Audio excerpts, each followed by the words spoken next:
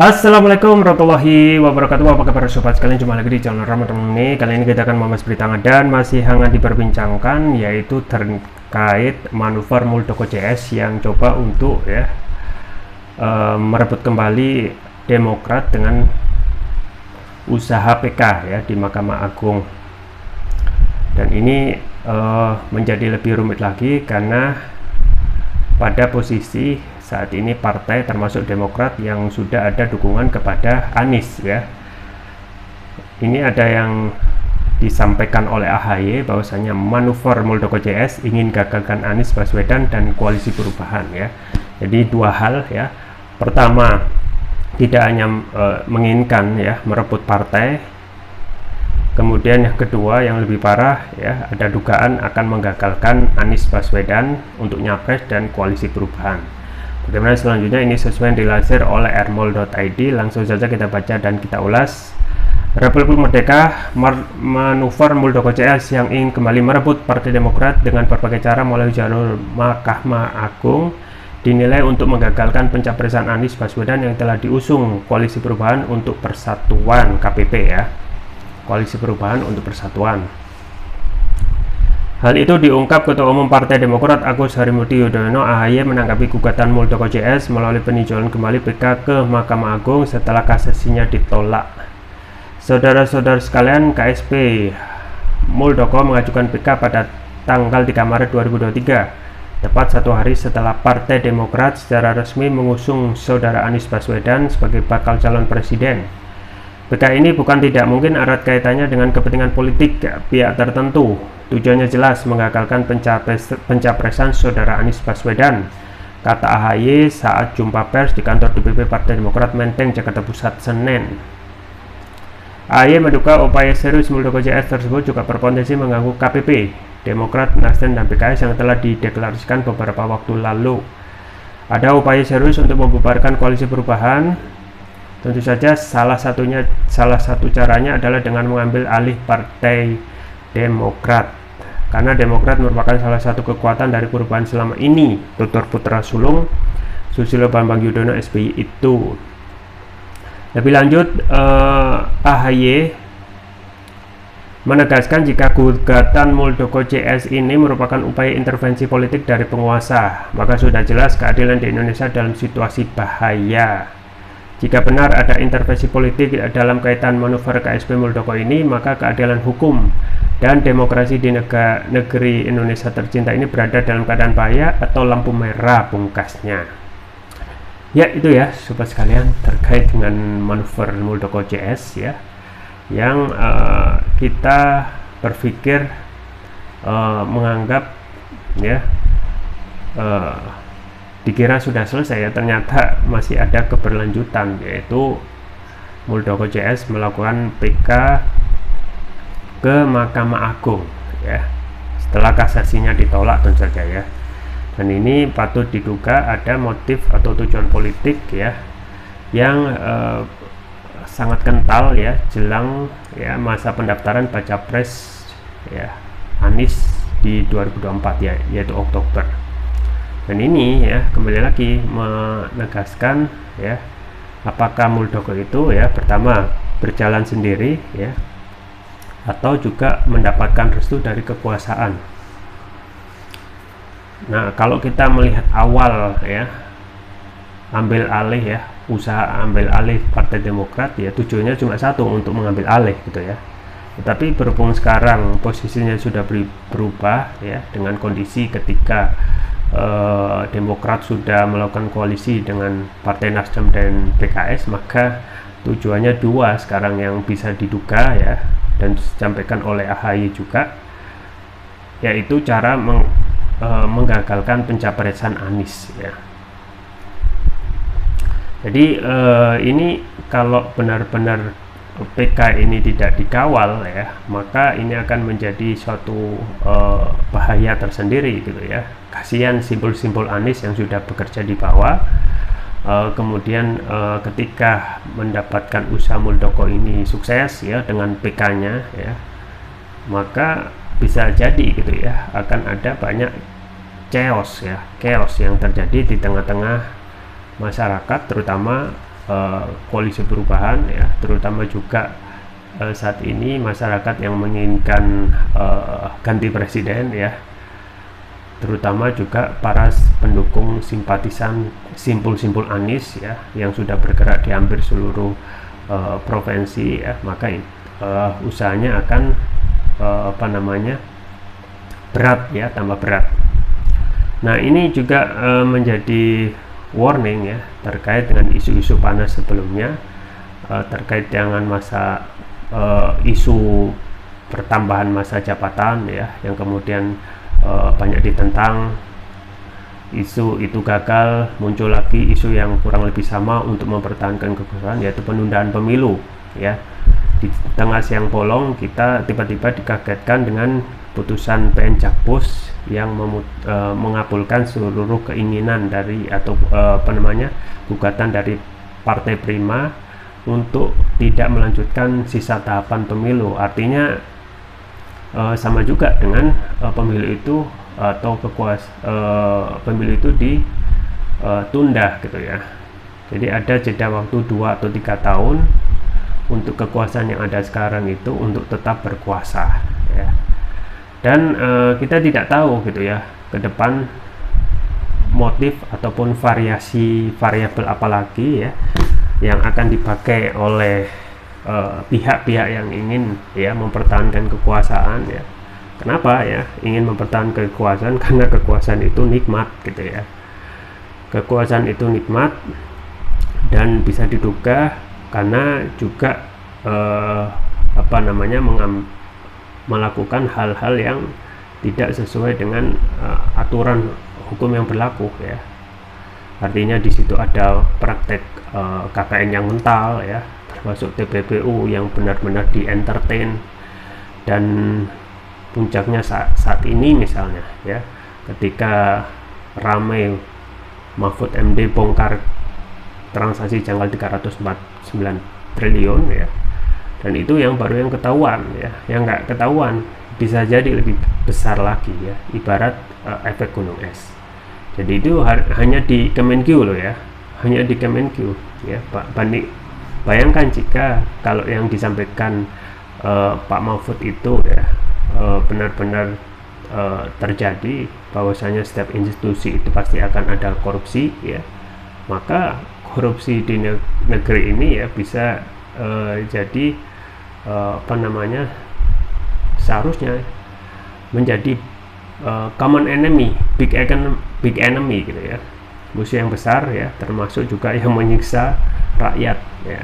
Rakyat sekarang lagi susah gitu ya, kemudian jangankan penghasilan, untuk makan juga susah gitu ya, tetapi perilaku para pejabat ya seperti itu gitu ya, menggarung uang rakyat ya, dan tidak ada sense of merasakan ya kesusahan rakyat saat ini. Dan fenomena-fenomena ataupun cara untuk untuk membatalkan ya apa yang terjadi, yaitu pencapresan Anies itu ya bisa jadi terjadi, termasuk juga cara ini, yaitu yang dilakukan oleh Muldoko CS dengan melakukan PK ya, peninjauan kembali atas putusan kasasi terkait ambil alih Demokrat yang gagal ya, kasasi gagal. Nah, apakah PK itu bisa berhasil? Ya bisa saja terjadi ya, karena di negeri ini ya segala bentuk ya aturan hukum semuanya diterabas ya.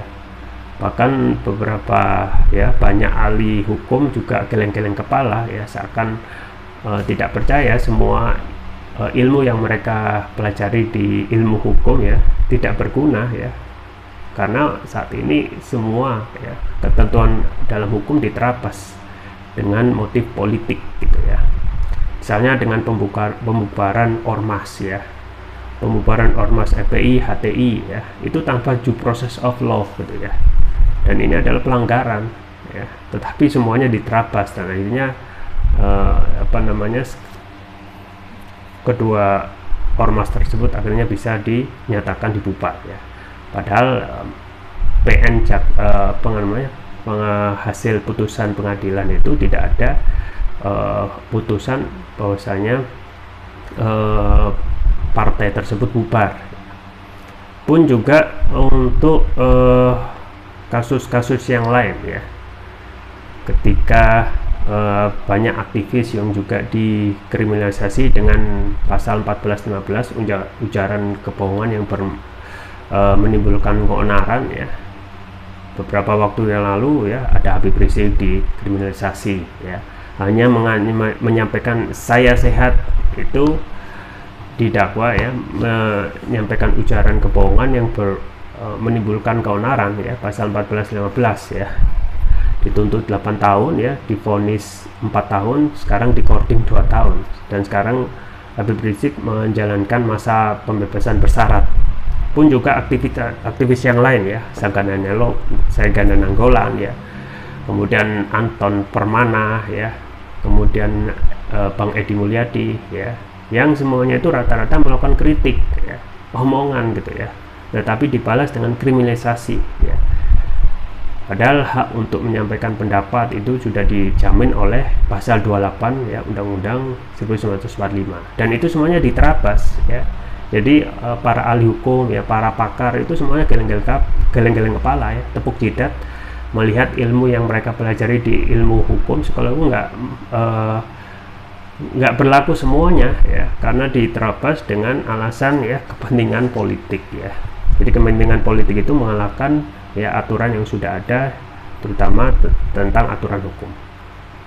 Dan sekarang terjadi gitu ya, bagaimana cara untuk penjagalan Anies itu bisa saja bermacam-macam, termasuk juga yang dilakukan oleh Muldoko CS ya.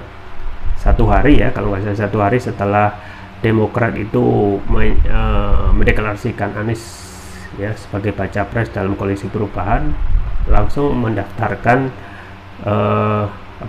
PK atas ya kepemilikan Demokrat. Dan ini aneh gitu ya. Dan bagaimana ya yang menjadi pertanyaan, apakah bisa gitu ya kekuasaan masuk dalam keputusan PK ini? Bisa saja gitu ya, bisa saja ya, tetapi ya imbasnya pasti akan luar biasa gitu ya. Ketika Demokrat sudah dikuasai oleh Muldoko misalnya, yang kemungkinan akan membatalkan gitu ya, membatalkan keputusan ataupun koalisi, termasuk juga membatalkan deklarasi Anies yang sudah dideklarasikan sebelumnya oleh AHY ya sebagai ketua umum yang terjadi saat ini. Dan hal untuk terus ya mempertahankan kekuasaan ini ya, ini salah satunya ya, selain jadi selain penundaan pemilu ya, yang terkesan juga banyak penolakannya kemarin ya. Kemudian juga bagaimana ketika pencapresan Anies gagal, artinya apa? Artinya yang maju dalam kontestasi Pilpres 2024 yaitu all presidents men ya, semuanya jagoan dari istana ya. Bisa jadi nanti yang dimajukan ya, kalau Anies gagal ya, kalau PK ini gagal, kalau PK Muldoko itu sukses ya, kemudian membatalkan dukungan kepada Anies ya, membatalkan pencapresan Anies, maka yang terjadi ya cuma pemilu dagelan gitu ya. Kemungkinan yang diajukan cuma Prabowo melawan Ganjar ya, atau Prabowo Ganjar melawan Puan gitu. Misalnya seperti itu ya, yang semuanya itu bisa diprediksi hasilnya pastilah ya ingin mempertahankan kekuasaan yang ada saat ini ya. Artinya pemilu itu tidak akan berjalan ya, karena yang menjadi pemenang sudah bisa ditentukan. Atau yang terakhir yaitu tentang bagaimana kecurangan pemilu itu bisa saja di set up ya untuk memenangkan pasangan yang diinginkan gitu ya. Dan ini juga hati-hati ya, karena incumbent yang mempunyai sumber daya yang financial resource ya, kemudian state apparatus resource ya, bisa jadi dengan adanya instruksi ya untuk memenangkan siapa yang ingin dimenangkan, maka ya kembali lagi ya, yang akan memenangkan kontestasi ya sesuai dengan keinginan kekuasaan. Apalagi beberapa waktu yang lalu ya, belum ada tindakan tegas terkait adanya dugaan ya kecurangan ya yang yang dilakukan oleh KPU gitu ya beberapa yang lalu yang mengintimidasi ya, beritanya ada mengintimidasi ya partai-partai yang seharusnya nggak lolos TMS menjadi MS memenuhi syarat ya, dan tidak ada kedengaran beritanya lagi gitu ya hingga saat ini. Jadi ke depan memang akan sangat masih terlihat abu-abu tentang kontestasi pilpres, termasuk dari pemilu itu sendiri, termasuk juga Demokrat ya yang harus mengawal ya proses PK ini ya. Kalaupun tidak dikawal, khawatirnya sama seperti keluarnya keputusan PN Jakpus yang memberikan ataupun mengabulkan seluruh gugatan dari PT Prima yang berakibat penundaan pemilu. Nah, bagaimana dengan PK yang dilakukan oleh Muldoko CS ya? Nah, kalau state aparatusnya atau penegak hukumnya bisa diplemani ya, maka ya sudah gitu ya. Maka segala sesuatu itu kita tinggal nutup mata ya dan berharap ya ada perbaikan ke depan ya, dan orang-orang yang berbuat curang itu bisa sadar gitu. Ya, itu saja yang bisa saya sampaikan, semoga bermanfaat. Jangan lupa like, share, dan subscribe. Sampai jumpa lagi. Wassalamualaikum warahmatullahi wabarakatuh.